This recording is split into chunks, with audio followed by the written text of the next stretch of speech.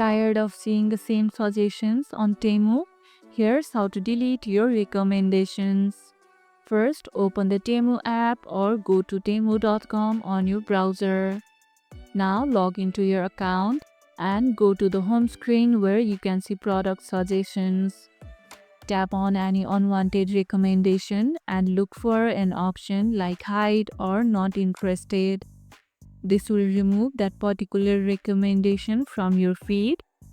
Repeat for other items you no longer want to see.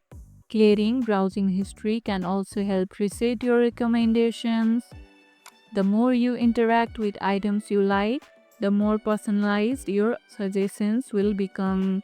Have you ever cleared your recommendations before? Share your experience in the comments. If this video helped, hit the like button, share it, subscribe, and leave a comment. Thanks for watching, and I'll see you in the next one.